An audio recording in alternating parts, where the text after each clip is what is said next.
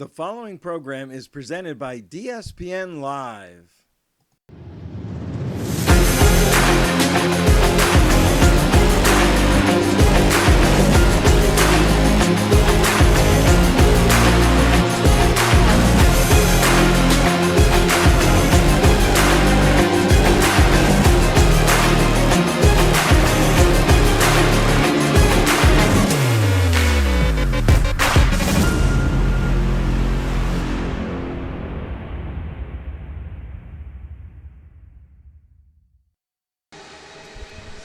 You are looking live at the Pro Rink from the Orlando Ice Den here in Maitland, Florida, where this morning the Columbia Cyclones are taking on the Miami Toros in the 10UA Black Division of this 21st annual MLK O-Town Showdown.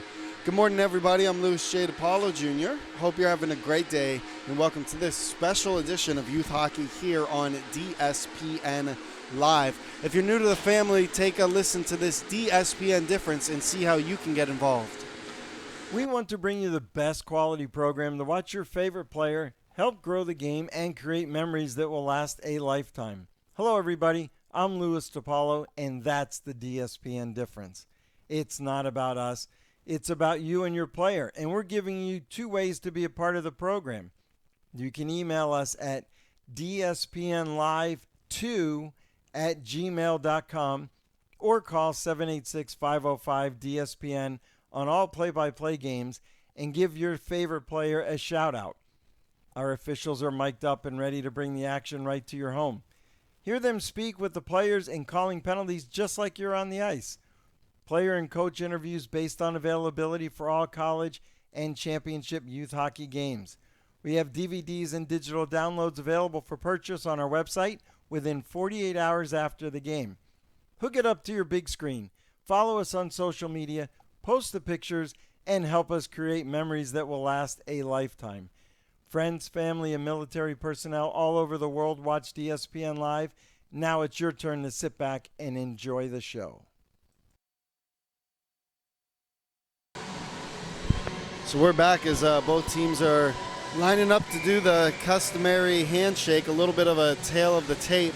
Both teams have only played one game coming into this match. The Columbia Cyclones tying the Junior Everblades 4-4. The Miami Toros narrowly getting defeated by the Crunch 6-5.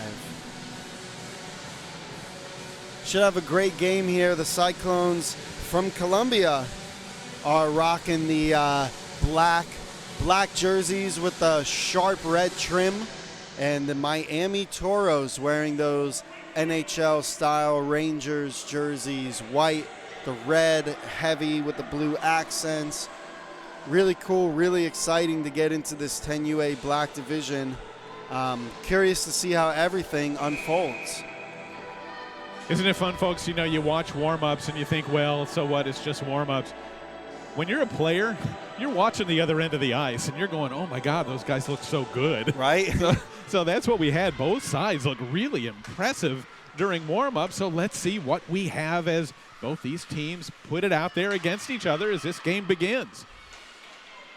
Miami Toros taking the puck just over the blue line. It's going to be on goal, so no icing. That's it, yeah. Early shot on goal. Yeah. Yeah, I like it. Shoot from wherever. Toros with the puck behind the net. Flipping it over, just going to the boards now. Trying one more time to get it by the Cyclones defense. Cyclones head coach Brian Moore getting his team pumped up and ready for this game. Should be an exciting match of hockey. Here come the Toros back to the other side. Almost an opportunity for a break. And we're going to have Hunter Moore on the other end, patiently holding, and that'll be in offsides. So things to watch for here in the early going as you watch the television, you're looking at the video on your video monitor that Daniel is shooting for us. Watch how they break out. Do they come out in numbers? Is it a one guy against the rest of the team? So far, both teams, when they've broken out, they've come out with one or two, three guys in a row, and that's tremendous. Then look how the other team is defending, and you get a sense for how these teams play as a unit, which is what they're learning at this age, and it also gives you an idea of who might do better in this game. Miami Toros with the puck. And in net for the Toros, it's going to be number 12, William Flamion.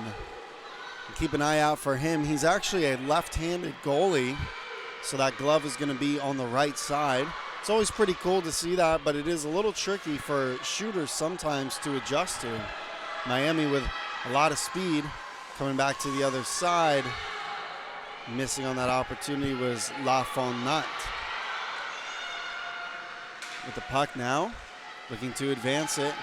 A lot of back and forth so far in the neutral zone. Both teams looking to really try to carry it forward, create some offensive opportunity. Can Miami be the first potential breakaway? Stopped by the strong defense of the Cyclones. Columbia doing a good job getting back as a team, coming down. That's 200 feet. It's tough enough to get NHL players to skate 200 feet back. Can you imagine what 200 feet is like to a 10-year-old when your legs are only this long? Right. So these guys coming back like they do is great. We are going to have our first power play of the game as Miami sends a player to the penalty box. They will be shorthanded now, and we will get our first opportunity to see what Columbia can do with a man advantage. So the Cyclones getting the first power play of the game. Bill, different age group, different age range. How is there a difference in how you kind of set up the power play? There really is, because at this stage, at this age, they're just kind of learning where you're supposed to be, how you're supposed to move the puck. What is your strategy here? It's not an innate thing. Power play is very different. So it does take some getting used to and some practice, and you have to be involved. Kudos to both these programs for coming to tournaments. It's never easy to disrupt families and to pile everybody in the car or the van and head to some other town and stay in a hotel for a few days. But this really is where these players solidify their understanding, their strategies, their team feeling. So it's really interesting to watch. That's why we're glad you're here with us today, everybody. Yeah, absolutely. And if you are watching the live stream, you can send us an email, dspnlive2@gmail.com. That's dspnlive2@gmail.com. And we're happy to get your shout out here on the air. Yeah, tell us who you're watching. Tell us where. Oh, what a great save there and a nice shot. Tell us who you're watching, where you're watching from. Oh, man, right by the corner. Chance after chance for the Cyclones, being led by Hunter Moore with a couple of nice shots coming across the chest of William Flamion. Not letting anything in just yet. Miami Toros looking to successfully kill this. Only got 5 seconds remaining. And they're going to get a shot on the other end off the head of Anthony Norton. Had to headbutt that puck to get it on out. Back to even strength here, 5-on-5. Good shot coming from David Nguyen. I was a youth goalie, Lewis. I don't even know if you knew that, but that was in the days when masks were just coming in, and we would never. Oh, look at this! And here's a rush to the other side. Now, it looked like it might have kicked his foot. It did, and I think they're going to allow this. We'll see, because it was not a distinct kicking motion. The puck can deflect in off of your skate. You can even put your knee out if it hits you, goes in. So I think that's why this is a good goal. Wasn't that interesting? That was fascinating. And why does that happen, folks? Because they had multiple players that went to the net. They had 2 guys there in the corner. You shoot the puck, and you never know. You might get a rebound. It might hit somebody and go in. But that's where the action happens. Great play. And to finish the thought, I was going to say, that earlier shot hit the goaltender right in the mask, and you just go on. In my day, that would have been a call to 911, and you would have been carried out in a nice visit to county hospital. I didn't know you were a youth goalie. Yeah, and we only had the Tony Esposito early mask that just covered like this part of your face. Ouch. Or the Jacques Real Plante, tight, right? The Jacques Plante Bernie Perrant helmet mask was the first full-headed mask, and oh my gosh, they were so primitive. Even if you got hit with a mask because it was flush against your face, it still rocked your mind. Oh, yeah, that doesn't sound fun. Well, nice that we have slightly better technology, equipment, and man, what a start for the Toros, who had to kill a couple of dangerous chances there for the Cyclones. And that goal again, getting around the defenseman, coming right in, and it was 2-on-1 that became a 2-on-0, and Anthony Norton doing his best, right? Like, you can't really sit back there and take that shot. He had to step up and try to go for the stop, you know? To recognize that and to understand that at this age for these guys, this is just great. It's so much fun to watch. Looking to get that puck once again. It's loose and it's high. Pizzini trying to push it in. Getting a little shove from the Cyclones defense saying, okay, enough is enough. Richard Calhoun standing up for his goalie here. I really love these Cyclones jerseys. It reminds me of the Arena Football League had a team, the Jacksonville Sharks, and it was like that same plaque with the red trim. It was like one of the coolest outfits I think you could wear. And look, you're getting a great picture of it now, folks. Look how many white jerseys are in front of the net. All closing off, knowing exactly where the puck needs to go, and that gives them the best chance to score. So kudos to them, well-coached team. Absolutely, and you know, the points are really holding that blue line well. Even when that thing is firing up the boards, no fear. They're just willing to stand there and take it. And you and I know when we watch this, like, hey, you probably should pinch, because if they get by you, probably somebody can catch them. But when you're that age range, you're not thinking like that. No, it's terrifying because you think something's going to happen because of you. But the way they coach it is the far point needs to cut over. When you see your defenseman pinch, the far point needs to start coming back before he's even won the battle. So that way there's somebody back. So there are strategies to protect that. But you're so right. It shows such a high level of awareness for a defenseman at this age and at this level to make that decision to pinch and keep an offensive rush and zone time continuing. No, absolutely. And now the Toros with a 1-0 advantage, just under halfway through to go in this game. It's 6 minutes, 5 seconds remaining, in the first period. Toros coming out with a strong lead. It's a good example there. The Cyclones, great job. Number 20 is back already because the other defenseman pinched. Right. So they got a guy back in case there's a rush or in case that defenseman who pinches gets beat. Another sign of good coaching and kids understanding the concept of how to. Can you imagine? You're going from learning the skills, learning how to stick handle, learning how to make it the most powerful stride, keeping your head up, to having to go to learn how to play with 4 other people on the ice at the same time, trying to support you. So there's a big development curve, especially at this age, of these guys learning the importance of using each other and acting as a 5-person unit. Absolutely. The 10U Black division once again does not feature semifinals, so they'll go straight to a championship or third place team depending on the outcome of the round robin. 2-on-1, 3-on-1. And watch out here. Another opportunity for the Toros trying to put this puck forward. Fantastic defensive effort from the Cyclones. And don't you love that pass? Unselfish play, smart unit hockey. Yeah, it's incredible. Cyclones looking to push this puck forward. 5 minutes, 13 seconds remaining. Columbia will have one more game here. They're going to take on the Tampa Bay Crunch around 6:20, 6:30 p.m. So after this and that game, they'll pretty much have it set. This is a very, very important game to come back and win and secure that victory to improve their standings. Great job of forechecking here by the Cyclones, keeping the pressure on, keeping the puck in the zone, trying to work it around and make something happen. These are the little things that make a huge difference in a game. Offensive zone time turns into turnovers, turns into opportunities. Look, we got a wide open player here, but a great defensive play knocks the puck harmlessly behind the net. Yeah, hunting for that breakaway pass would have been really cool if they could have got it. Somehow, though, still impressive that it wasn't offsides, right? Off the deflection. And, well, that was Matthew Duckworth on the leading attempt there.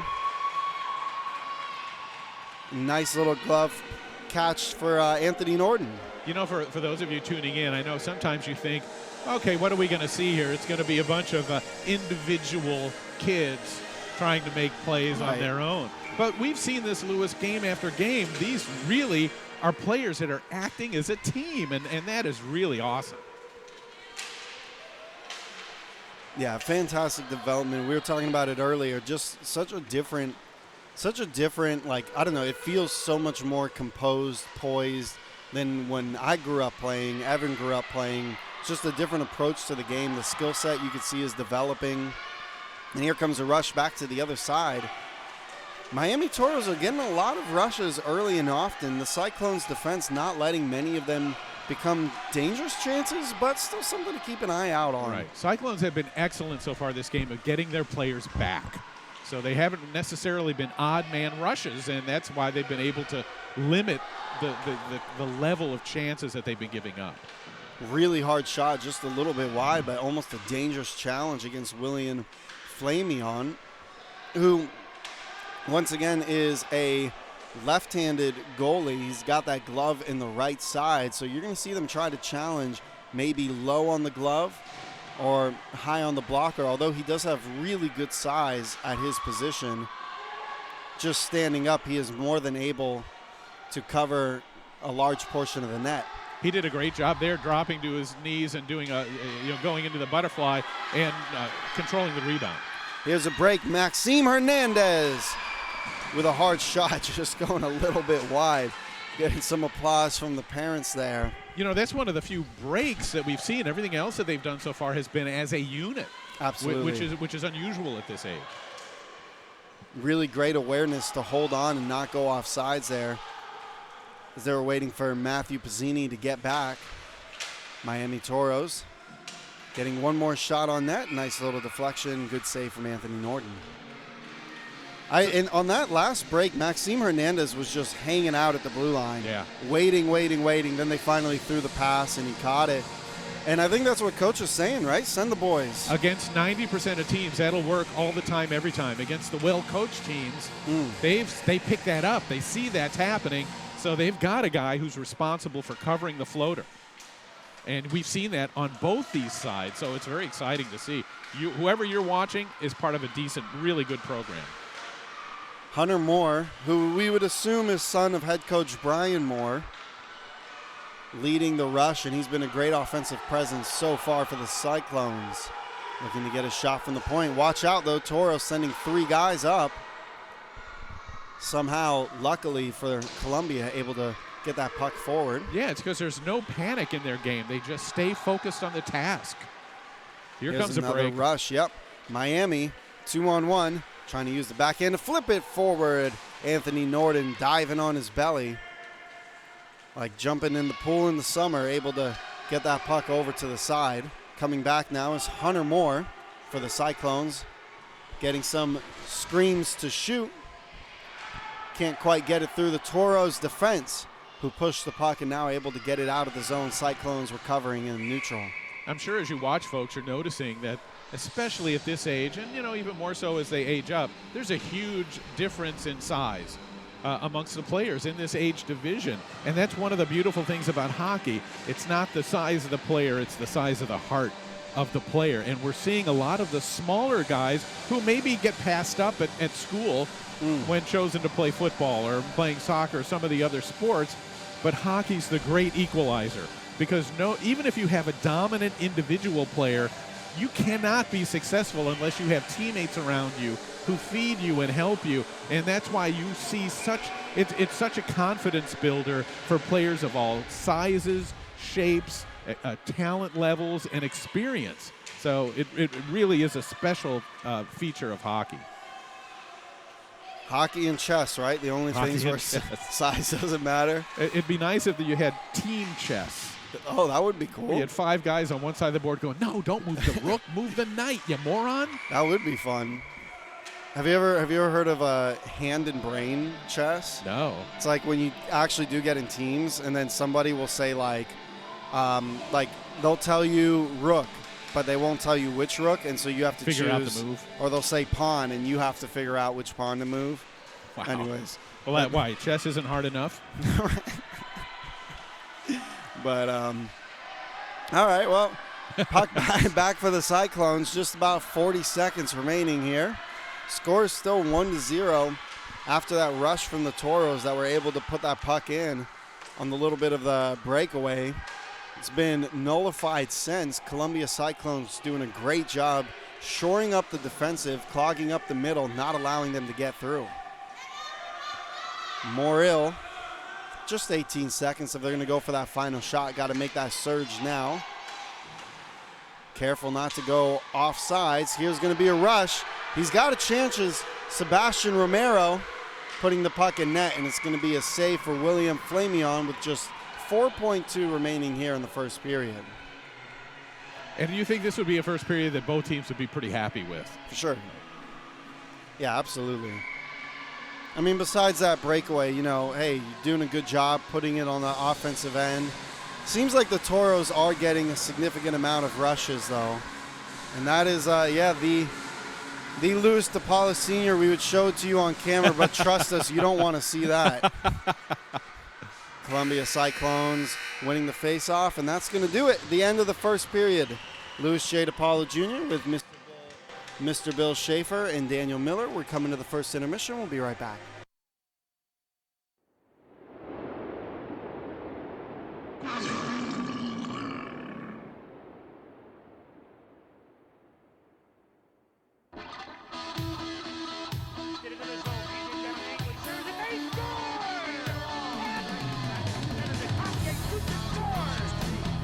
Place your deposit now to gain priority for Solar Bears season tickets at OrlandoSolarBearsHockey.com. That's OrlandoSolarBearsHockey.com.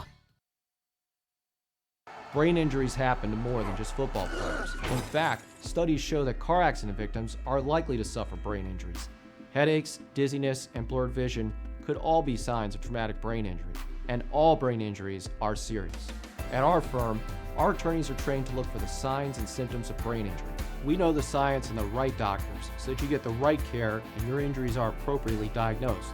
If you've been injured in an accident and are experiencing symptoms, call us today. Our firm and our family are here for you. So we're coming back here to start the second period in Luis J. DePaula Jr. with Bill Schaefer and Daniel Miller. Things to watch for as we begin the second period from both teams. How connected do they play? How connected are they with each other as they play? We watch a breakout here. You see 3 white jerseys now coming out of the zone, and we've got a break because they're connected. Watch out. Here comes the shot. What a save from from Anthony Norden. Coming out of the intermission, had no business making a save that intense. And man, he just swung that glove and caught it with his shoulder, his bicep, his tricep, something. What a laser beam. It was a great shot and great goaltending as well. Now able to push the puck off to the boards. Both teams fighting in the neutral zone. There's Duckworth trying to recapture a rolling puck. Slows up and looks for teammates, right? He looks for a place to pass. He's not panicked. He's not rushing. He's not passing to someone who's covered or an open area of ice. These players on both teams, they're looking up, they're ahead, they're aware of what's going on. No, they are so patient. And it helped them. It helps them come up with the scoring chances that they're getting. And if it wasn't for great goaltending at both ends, this could be a very high-scoring game. Absolutely. I mean, I know at this age, if I got the puck, I go. You do. Sometimes you get the yips. Yeah, right. Or you're staring at the puck and you're hoping that your winger's with you, and you just throw it over there. It's not easy. It's super interesting.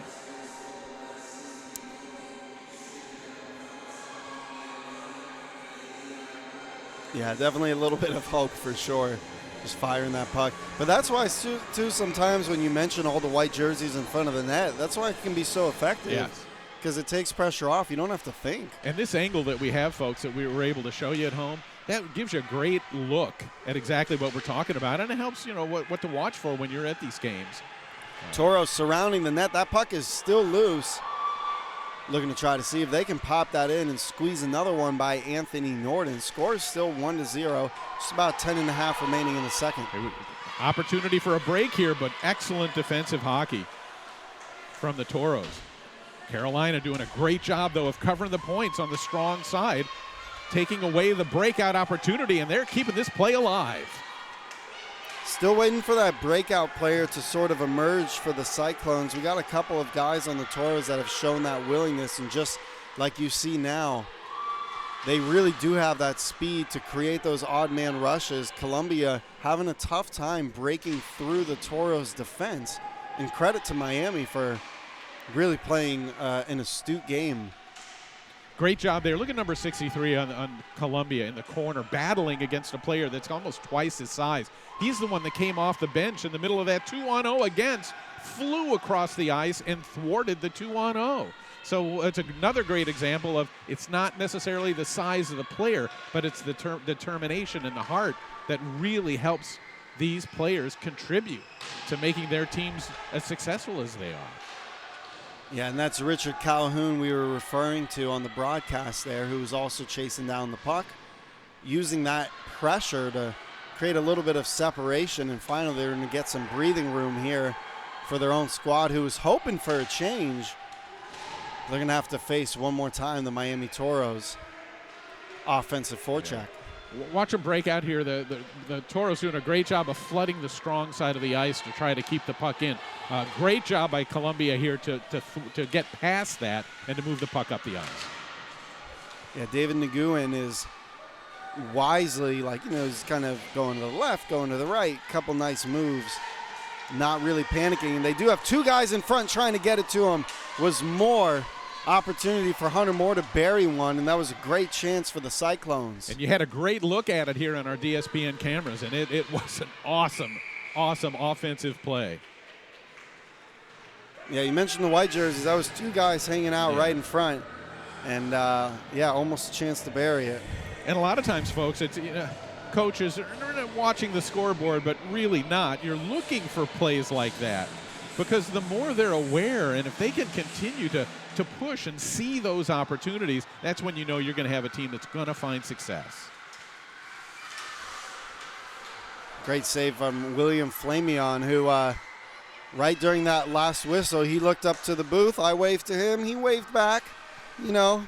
Williams having a good day in net so far. Let's give him a nickname. Call him Billy the Flame. Oh, I love that.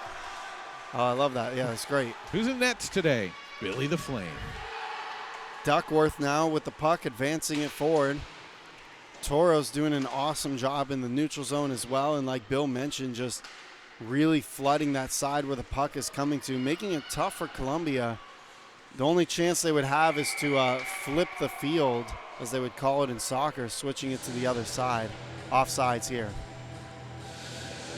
You're getting a great look at exactly what we were talking about with the size difference, too, on that last rush, where you can really notice it at home when you're watching. But the really nice thing is players don't see it. They don't see it. They are just individual players on a team trying to accomplish their goal, which is to gain possession of the puck and move it back. And hockey's a great equalizer. Love it. Suarez able to push this puck forward. Now just outside the blue line, Cyclones with two guys on it, putting a lot of pressure to attack. Defenseman pitching forward. And watch out for this Columbia rush. And that back checker again, cutting off the angle, but whoa! Billy the Flame adding a little heat to this game. As that puck was loose in the crease, throwing the puck deep, and it's going to be a face-off in the offensive end for the Cyclones. Excellent scoring opportunity there as they try to battle back from the 1-0 deficit. A good shot, the nice save with the rebound right there in the crease. That's why if they continue with that forecheck and with that offensive positioning, they'll find themselves getting more good chances than not. A rebound from a shot that had no angle, right? Like, you're not going to score from all the way over here, but still to create that chance, if there was that guy in front, hey, who knows? It was excellent. That's why you send your players to the net. Because I'm sure Coach John Arceo is going to tell them. He's going to say, hey, I'm listening to DSPN simultaneously.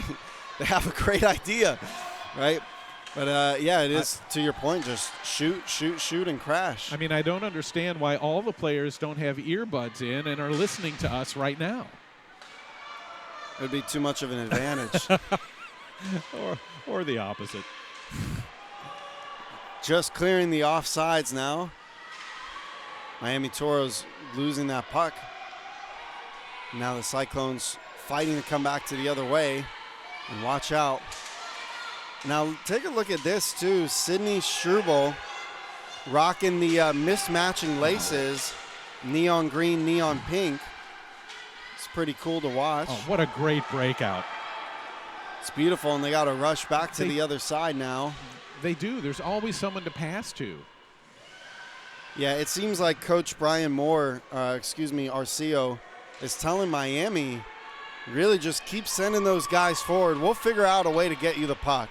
You just skate as fast as you can, and then we'll throw that puck deep, whether it's a pop fly or what. I mean, even on the breakout, right? Yep. Very little do they have their guys in their own zone. It's hanging high, and at this age range, it's kind of a good strategy. Just put a lot of pressure on the other team and let them figure it out. Excellent forechecking here by the Cyclones. Troy LaFontenot pushing this puck to the center ice, Miami Toros. Skating as it's bouncing around, some skates and sticks, and finally just rolling off sides. You notice we talked about this a little earlier. The Cyclones are keeping that defenseman at the blue line in the offensive zone as long as possible, and that only works because they understand as a team that the other side defensemen and the forwards have to start coming back on that breakout, and that's why we haven't seen any, that many clean-cut breakaways, because Miami is excellent at moving the puck out of their own zone, and Columbia's done a great job so far of matching that. Absolutely. Especially, that was definitely an adjustment made. Like in the beginning of the game, we saw so many rushes, and it's been slowed down since. Toros with the puck. Perez being attacked. Somehow able to get around. It could have been dangerous turning the puck over right there that low with 3 Cyclones. But now Perez, oh man, he's going to take it all the way to the other end. He's shooting and roofing. And that could have been a quite literal coast-to-coast goal if Perez was able to knock that in. He's going to get the puck back, though. I think he just thinks he's out there, going on a river skate, just taking that puck anywhere he wants. He was going high stick side, and man, you could see it. It was a great idea and a great shot. Just missed that top corner. Duckworth and Pizzini, watch out. They got to rush back to this side.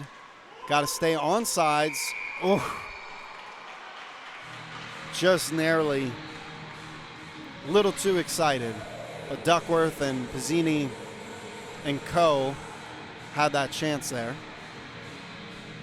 Miami is an excellent offensive team, aren't they? They're dangerous on every single rush they have. It seems that they're taught to, when they get possession of the puck, go to the wall, get some space, look around, see who else is there, and either work the defense or find the open person. Very fitting of a Miami organization, right? Except for the Heat.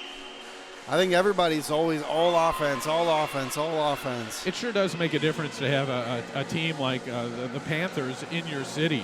I know they have participation. They're very involved in the community, and these youngsters have heroes that they can emulate as they watch the games and see the Stanley Cup being hoisted in their own hometown. That's got to be such a huge, big advantage. And Carolina Hurricanes, great organization as well.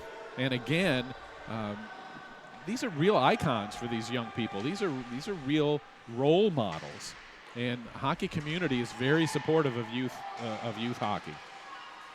Cyclones with the puck and going off sides here. I mean, I remember growing up, it was like the Hurricanes won in like 2004, and then like that early 2000s Lightning team. But besides then, it was kind of. And then the Lightning just got good out of nowhere, and then they stayed good, and then the Panthers got good, and they stayed good. And it's just really cool for, like, these kids who are 10 years old, like, they're getting to grow up with good hockey in Florida. Yeah, real heroes, and it's a big conversation piece, too, down there. And everybody seems to know about it. In some areas that people aren't that familiar with hockey. They go, why do your kids play that? And now you can see why. Oh, absolutely. Cyclones now entering to the offensive end, looking to try to get one more shot. Still got 3 minutes remaining here in the second period. Since that goal in the first, we haven't seen any, and not even many, great scoring chances. It's just been a really strong defensive masterpiece, almost akin to, like we mentioned earlier, chess. They know what they're doing, and you see that some of the faster skaters and bigger skaters are able to find open ice, but it collapses really quick because of the team play. The coverages are there on both sides. So who are you rooting for at home? Who do you want to see more of? Let us know. Give us a shout, an email, shout out to your favorite player, or let us know where you're watching from, and we'll go ahead and share that on this beautiful Sunday morning of hockey. Beautiful on the inside of the rink. Look at this play. Oh! That was Wynn right in front of the net with a great scoring opportunity. Yeah, that was, man, as close as they've been. Watch out for more. He's just going to put that puck right in front one more time. David Nguyen, number 87. The dangerous chance for the Cyclones, just as we were speaking about it, too. William Flamion having a good day in net, and now they want to crank up the heat a little bit on Billy the Flame. As Hunter Moore getting tripped up. He's pumped up. He's excited. Getting an offensive chance here for the Cyclones. I think he's trying to pump his team up, too. You know, that opportunity comes from hustle. Absolutely, it comes from, you know, having that mindset is I'm not going to be denied here. And he did fight through the checking. And if you do that and you're spilled, sometimes you're going to get those close calls. And so it results here in a power play and an opportunity here for Columbia to get back and even up this game.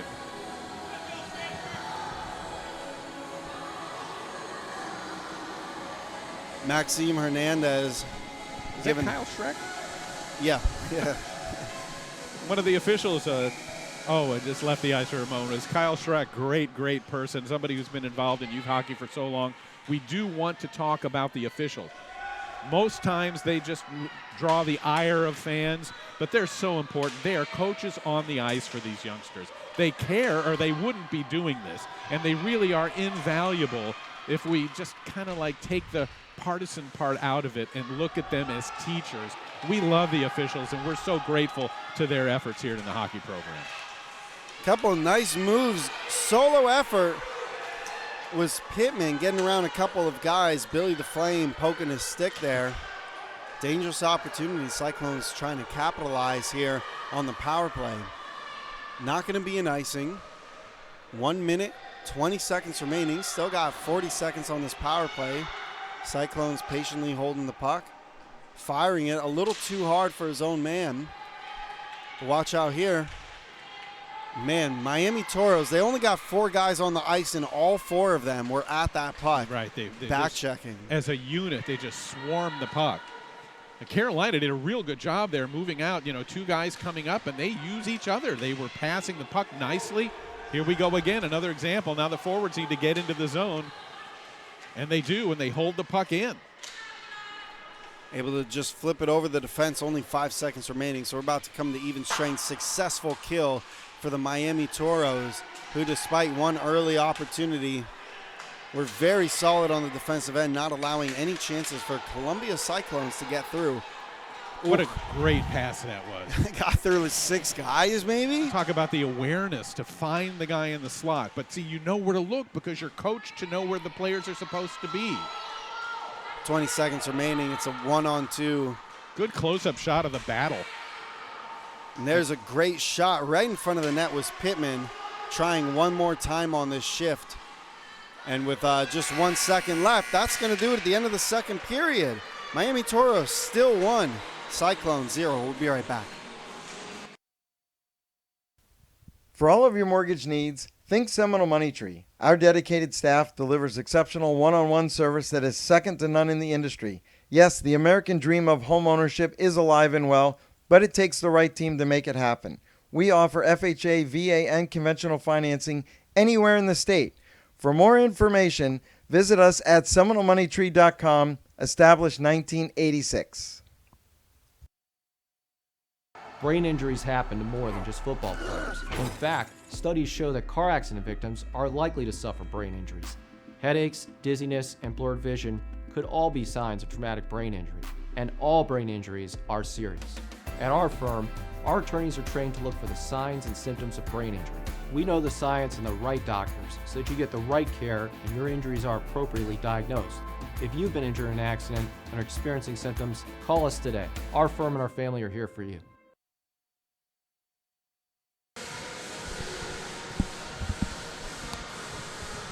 All right, here we go, getting started in the third period. Very excited to see how this game turns out. And, Bill, to your point about the referees, yesterday we had a game with what felt like 5 million penalties called, and I went in to the ref locker room afterwards just to, Stir them up a little. Yeah, and I was like, oh, man, that must have been frustrating, all those kids talking crap at you. And, oh, wait a second. Duckworth said, excuse me, we're playing a hockey game here. Ripping a shot, Matthew Duckworth. Knocking that puck in, giving the Toros the 2-0 advantage just at the start here of the third. Isn't that something, folks? We have watched 2 periods of intense play, of good end-to-end action. And what do we see there? We see an alert player who comes in and knows that anytime you put the puck on net, anything can happen. Excellent shot, was able to sneak it somehow past the goaltender, and what a game. It's 2-0 now at this point in favor of Miami. Yeah, and what were you going to say about the referees? That was, really interesting. Oh, no, I was just trying to chat with him. I was like, man, it must have been frustrating with all the penalties. Yeah, and I was so surprised how empathetic his response was. He was like, no, we had no problem. They were being respectful. We were explaining ourselves. We were letting them know. I thought they were going to be like, these kids. But no, it's completely the opposite. Like you said, they really are coaches on the ice. Yeah, and we'd be nowhere without the officials. And we only notice them when we're mad at them for something. And another great play, another great save. It's so important. They're such good quality people. And they're the unsung heroes. They are they catch all of our frustration. But they do such a great job. And kudos to the coaches who teach their players. I used to say that before every period. There are going to be calls. You're going to disagree with every one of them. What are you going to do? You're going to just skate to the box and look at it as an opportunity to make up for it and do something, to make up for it. So high shot, high stick. Going to be going down the other side. 2 shout-outs to catch up on real quick from Pilar Romero saying shout out to Sebastian Romero from the Columbia Cyclones. From Michigan to Brazil. Wow. We are rooting for y'all. Well, from Michigan, sorry about your Lions last night. And Colleen Lamarand saying, Cayenne number 11, be aggressive, go get that goal. So she's, Colleen is giving some love to Kian or Kian Thomas. And folks, it's support from people like you. Even though you couldn't be here, you're still watching. You're being a part of that youngster's life. You're going to tell them there on the phone, hey, I saw you on the computer. You look great out there. And that's going to mean so much. So even families that are separated by geography or separated by physical barriers and boundaries, physical conditions, or whatever the reason, you're still able to be a part of that youngster's life. And man, thank you for that. And what a great gift that is to the players that you're out here giving a shout out for and watching for. 10 minutes, 14 seconds to go in the third period. Most of the comments are positive. We did have one lady last tournament who was the sister of one of the players, and she was just, ask him why he's not getting ice time. Why is he so dusty sitting on the bench collecting dust over there? Why can't he? Oh, she was roasting him the whole broadcast. Well, we could turn that around and just say that she's very passionate right. About how the person that she's watching is doing. But you know what? A shout out to DSPN Live, because this is it's a volunteer group. It's all youngsters and people working for like peanuts to help bring these tournaments and these games to you. And I know your father purchased all this technology that makes it happen, and it really is a labor of love. And it's because we care and we understand that not everybody can be at the rinks and follow them all the time, but there is an audience for this, folks, and we're so glad you're with us. Rush back to the other side. Maxime Hernandez was looking for LaFontenant, and that's going to be a turnover. Might have back to the other end. It just really does feel like that game going one way, going the other, save from Billy the Flame. Now, you said labor of love, and you say working for peanuts. Well, Bill, I love money. And you maybe love peanuts. Yeah. I was about to say, maybe enough's enough. Maybe we need to go on strike. Yes. Demand a pay raise on ESPN. All right, we'll give you 2 bags. Okay, you know, I could we can make some peanut butter. Yeah, you know? That's right. But, But yeah, here we are on a Sunday afternoon in Florida, right? Everyone assumes that you're at the beach. No, we're at an ice hockey rink watching an incredible tournament of teams from all around the Southeast. yeah, it's such a fun game, really back and forth. Miami just taking the offensive edge, and that's really just been the difference. I mean, second period, we didn't see any goals. That early first period goal, and since then, it's just been really, 1-0 most of the game, most recently 2-0, but plenty of time for Columbia to come back. 8 minutes, 50 seconds remaining here in the game. This could be a 2-on-1 break. Watch this. Another opportunity using the backhand, shooting just a little bit wide. Again, selfless play. The player could have taken the shot. He chose to pass cross ice, and what a chance. These kids are learning life skills here, Lewis. They're learning to rely on each other and to be there for each other and to overcome the tough times and how to handle the tough times. What we're seeing here right before our eyes is like a microcosm of why we love this game so much. So Richard Calhoun is going to the box there. The player that we mentioned earlier that was putting in so much effort and heart. And he was delivering the body behind the net. Delivering the body. Delivering it, like Amazon. A drone dropped him off at the front door. There's David Nguyen trying to get it forward. So now shorthanded Columbia going to see if maybe they can squeeze out an offensive chance. At the very least, just kill some time. Still got 8 minutes remaining here in the game. Plenty of time to get back into this. Step one, though, kill this penalty and watch out for the Miami Toros rush like we're seeing right here. Puck just coming. Anthony Norton didn't have to grab it because Harris was able to use his backhand to pull the puck. Pick roll. Up to Nguyen. Nguyen flipping it out wisely to Moore, who is crossing the ice. Nguyen now patiently holding, getting it back to Moore. Hunter Moore trying to use his speed to get a little bit of offensive pressure here. So shorthanded, I mean, you would never know just from watching it. But here come the Miami Toros, losing an opportunity.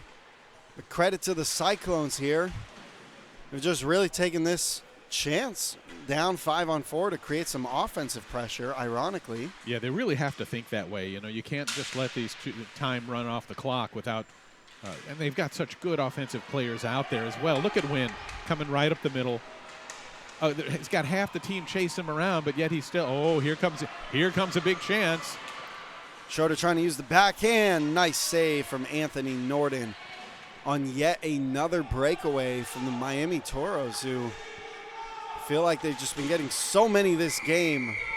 They teach goaltenders to be able to move side to side. It's almost like one of the most important skills. And it's the toughest one to learn, too, especially when you're playing in front of a regulation-sized rink, but you're 10 years old, right? So that was a great example of Norton being able to move his body and slide all the way across the ice to his glove side and have both pads down so it didn't trickle in through his legs. Tremendous save. His goaltending, Norton was great. The goaltending has been tremendous in this game. Yeah, absolutely, especially considering the Cyclones, how many rushes there have been and breakaways. For this to be a 2-0 game right now is absolutely incredible. Columbia having some chances of their own, but just going to be looking to heat it up on the kid we named Billy the Flame. Billy's been almost suffocating the other offense, really just not allowing many rebounds or second chances. Still a 2-0 game here with 6 minutes remaining. Offside call there gives us a chance to mention that wouldn't you be proud to be on either one of these teams? holy cow, this game, it's 2-0, but man, these players have to feel this is great competition, and that's what you want more than anything. You want solid competition of two teams that are really well matched together to see, which one comes out on top. And right now, it's Miami, and they're playing an amazing hockey game here. And Carolina, they're down 2-0, but man, I'm proud of the way they're playing as well. Yeah, absolutely. Plenty of time and plenty of opportunities to knock this thing in, and both organizations just putting on a fantastic show right now. Coach Brian Moore for the Cyclones. Let's see if he makes any adjustments and what they might be. Got to watch out for these pop fly passes. Miami going for them all game long. That's been their strategy. Pizzini, he shoots, he scores. Matthew Pizzini popping in the third goal of the game, stretching that lead for the Toros. It's a big difference maker. Being up 2 goals afforded Miami the opportunity to float a couple players. They didn't have to tighten up defensively as much, so they were able to have a couple of players in the neutral zone, and their defensemen knew all they had to do was flip the puck out to the neutral zone, and they would have given their team a chance. That's exactly what happened there. Tremendous play, tremendous shot, and boy, what a big change that is in this game, because a 3-0 lead is a lot bigger hill to climb, and that's why they've called a timeout right now to bring their teams over and discuss, all right, now what do we do? If you think the 2-0 lead made them float players, wait till you see a 3-0 lead. Yeah. Oh, man, they're just going to be sending them. Yeah, and if they do that, too, it's up to Carolina to realize we keep possession of the puck. Keep it down low by the red line there. Look for the open guy. Don't pass unless we're forced to. Move the puck smartly. It could give them a chance to pop that important first goal, and then once they get that, you kind of get the feeling that it could come in bunches. Definitely.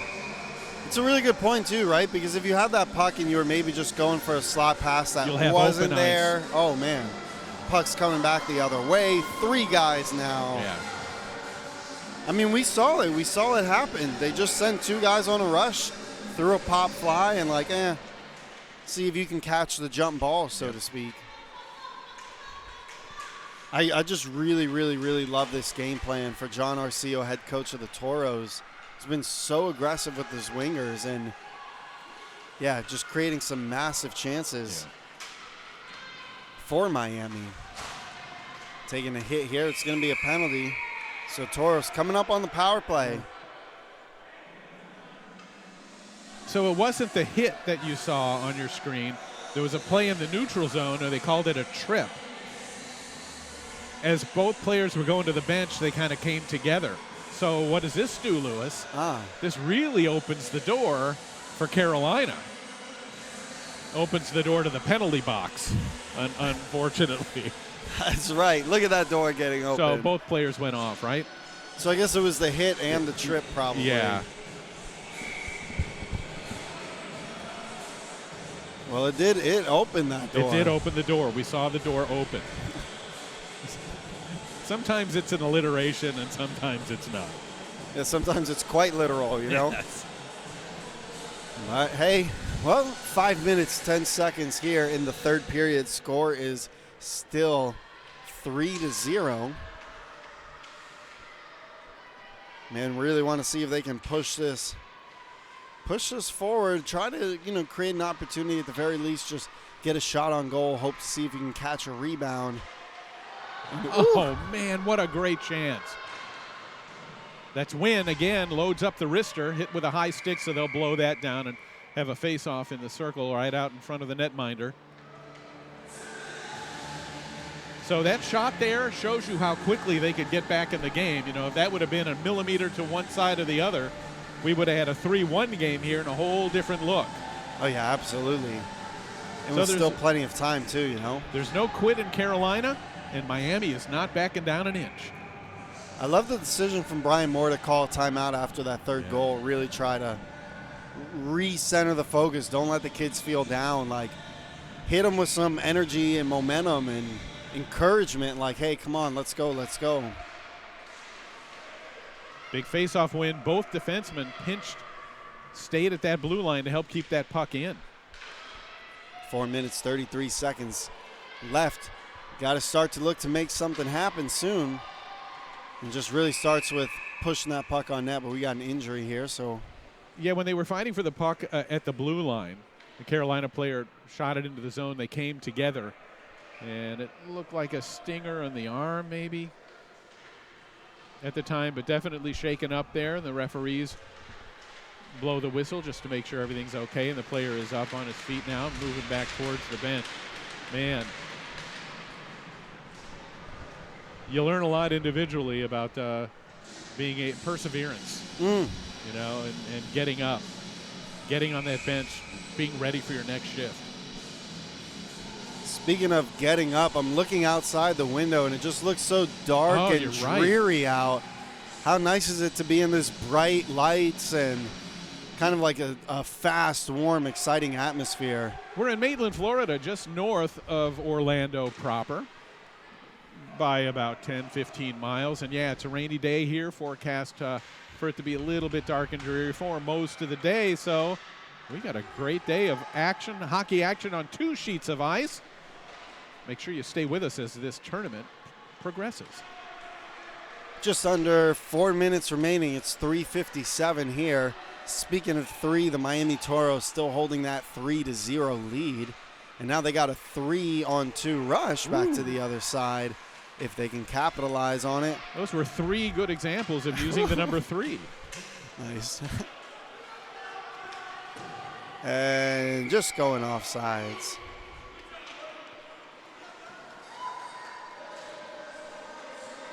Random, completely unrelated random fact. Evan and I were talking last night, and I said, Evan, did you notice the blue street lights when you take the exit? Yeah, the purple ones, yeah. Yeah, and he said, no, it's actually like a fault, and we looked it up. It's a mistake, yeah. And all street lights are actually blue that get painted and coated white, and when that rubs off, it goes back to blue. But the blue looks so cool. It does look cool, but yeah, they always apologize for some reason about that. No, I'm like, more. I don't understand why they just don't put smart bulbs in there. As you're driving by, you can use your app to change it to any color you want. Oh, that would be cool. A little bit of road rage, you know, you going back and forth. Yeah. Red, green. Or I like the candle flame or something. It can do all different colors. Yeah, no, I love those. But we digress. Yeah, back to the game. 3 minutes, 10 seconds. Score is still 3-0. Miami Toros doing an awesome job on the defensive end, not allowing anything to get through, in a rush to the other side. Pop fly. It's loose. Hernandez trying to get that puck back to the crease. Still got a man in front. Now Morrill is going to have plenty of speed. He's the one that hustled back to stop that 2-on-1. So great work by him and having the energy to take the puck deep into the other end. Falls in the corner, but trying to find some open ice, keeps the play alive by flipping it around to the far corner. 2.5 minutes remaining. Miami Toros trying to flip that puck back to the defense, but yeah, Calhoun, awesome job stepping up on the right point. Uh-oh, this could be trouble. Miami's so strong at just finding those little openings and advancing their offense. 2 minutes, 14 seconds remaining here in the third period. Score still sitting at 3-0. Miami trying to make it 4. As Perez throws the puck on, and a nice save from Anthony Norton. Goaltending looks like fun, doesn't it, folks? You used to have to be a lunatic to want to be a goalie, even at this age, because, man, the equipment was terrible. But now, yeah, it's costly, but, man, these kids are bundled up so nicely. They don't really have to worry about self-preservation as much as the skill and learning the position, and it's exciting and it's fun, and you're involved in every play like being a catcher in baseball. Only more exciting. And we got a couple of great ones in the game today. And you get unlimited ice time, too. That's right. You know? There's nobody that'll deny a goalie ice time. There's Moore. Hunter Moore passing it. Might have had the lane. He's got Kyan Thomas. We got a little bit of love from Colleen. Colleen, if you're still watching, we need all of your support. Only about a minute and a half left in this game, down 3-0. They're going to need a miracle to come back. Watch out for Miami on the other side. The hustle by Wynn, number 87, coming back. This is the difference. One of the one of the little differences that makes a huge difference. He could have given up on that play. He could, hey, they're way past me. But he kept his head down. He kept his feet moving, and he was able to get his stick on the offensive player just at the last minute and keep him from getting a clean shot. So those little plays make such a big difference. Excellent player. Throwing it up to Pittman. Pittman using his backhand to advance, pushing it into the offensive zone. And there's more. More going to go for the shot. Just a little bit wide. Great opportunity there. And it seems like they're going to leave these this trio of forwards out there on the ice.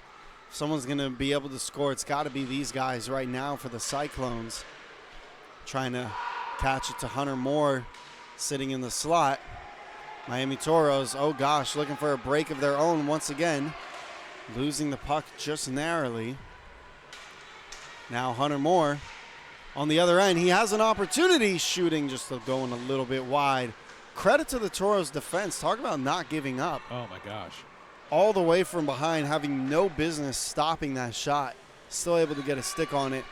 Just half a minute to go in this game.